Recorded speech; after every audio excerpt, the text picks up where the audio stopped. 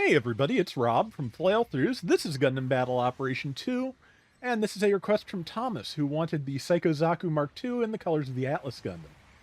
So I did what I usually do, which is just transplanted them over, picked positions for them I liked a little bit better, and cleaned them up a little bit, just, made them a little bit brighter.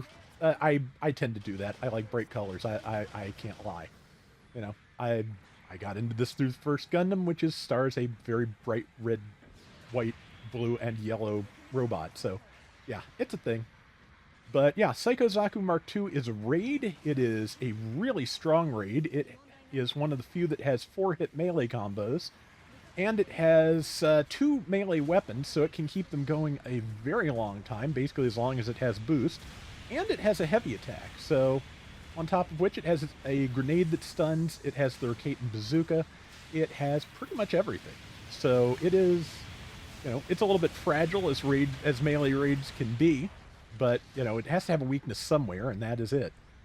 But yeah, I hadn't used it in a while, and I forgot how much I enjoyed it. Managed to stun that Galbaldi without hitting our Goof Custom, and just kind of trying to not get in the way of everything, because, being a melee raid with, with a bunch of melee attacks that just kind of, amount to, I'm just going to, swing my arms, and if you walk into me, it's your fault. It's, you're gonna stun your allies if you're too close, so. Yeah, I thought that was a Galbaldi, but I think it's a Gazelle Grau, isn't it? Well, regardless. Oh, well, that's not what I'm fighting. I'm fighting a Gyaradoga Psychomutest type, which I'd like to get that. Haven't gotten it yet, but it is, it is pretty vicious, so I'd love to have one. I think that's what 2 of the things on my team are, alongside the Goof Custom. Yeah, and I've got my heavy charged. Glad I looked for a nameplate before I just let that loose, because I was afraid because I didn't hit my allies. I also, unfortunately, didn't land the heavy because I got stunned out of it and chopped. And I was chopped by Girazulu. It is good at chop, as a general goes, so yeah, that's not surprising. Alright, 4655 to 4705. We are 50 points down, and that's nothing at 500 or 550. I think this is 500. It might be 550. I do not brain, so who knows. But yeah, getting back in here, and let's see. Yeah, we're a little bit spread out. Actually, no, we're actually fairly close together. It's just everyone who's not with us is dead, or, in pilot mode, probably planting that support fire. And just trying to stun that person around the pillar, not so much that I can close. I want to, as you can see, but also they're... Okay, yeah, now they're a little bit separated from their team. Oh, and they're coming after me, which is... Yeah, I'll retreat now. This is a good place for the Zaku machine gun, because, yeah, you can land a couple of shots before the iframes come up, and you're good to go. And here comes that the GZ, yeah. And, yeah, I can... If I'm by myself, I can probably beat that, even with type advantage. The Psycho Zaku Mark II is just really that good. And yeah, as you can see, the other thing about it is it can just, again, it can just keep swinging forever. I did not have any boost there. I walked out of that first combo into a second combo and had plenty of time to keep them pinned down. But yeah, this thing is vicious. It is absolutely a great raid if you get a hold of it. So yeah, like I said, trying not to interfere with my allies, but land good shots where I can. So far is working. Landed one shot. Okay, they managed to roll through it. I'm actually impressed. I think I stunned an ally, but I didn't knock them down, which, again, not bad. Yeah, like I said, and that is a perfect Gundam, so technically the same suit.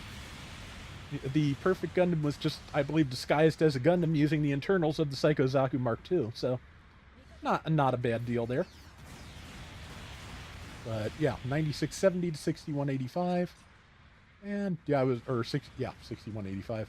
Yeah, I was going to make some kind of joke about how Sears used to sell the Atari 2600 with their own nameplate on it, as though it were, not quite the same system, and realized that I am probably the only one involved with this video old enough to remember that. So, but yeah, I have, matter of fact, like I have a first-year Atari 2600, the Heavy Sixer they're called, because they have 6 switches on the front of the console, and they have metal plate in them to make them feel like they're more substantial than they are.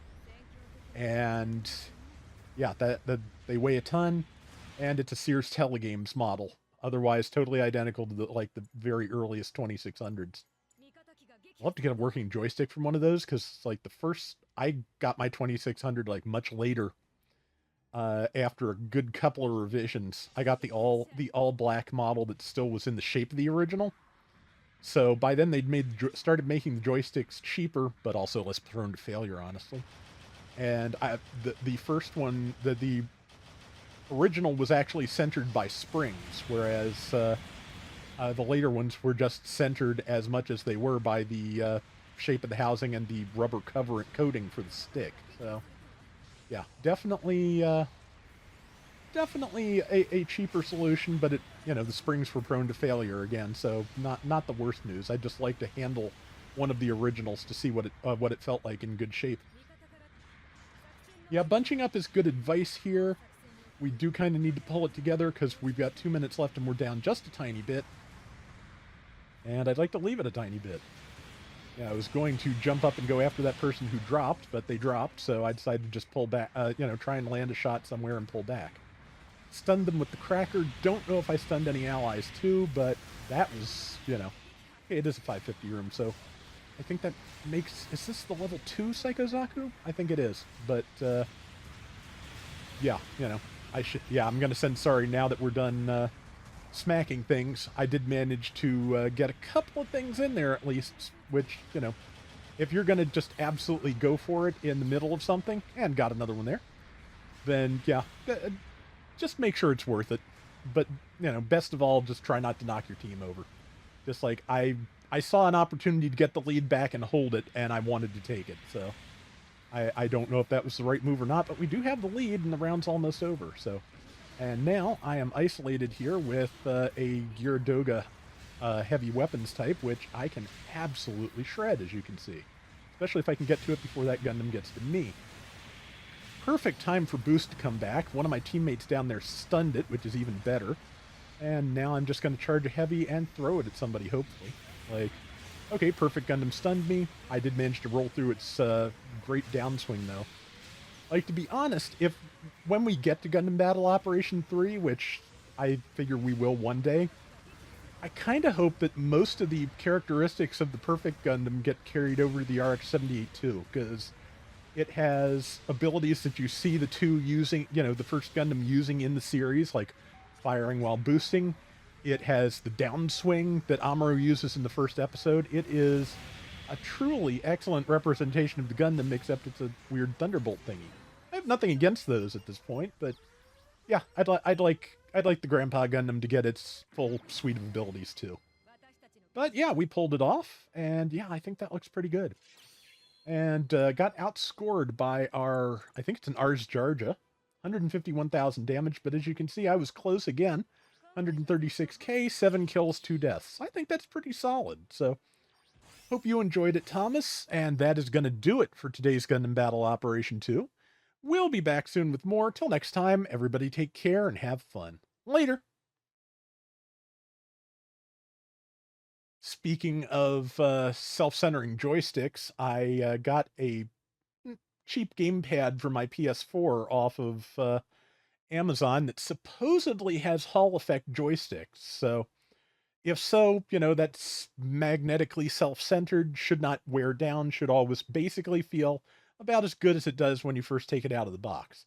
I got my fingers crossed because that would be a lovely thing to have. I'm also just absolutely struggling to not just call it the controller with magnet coating.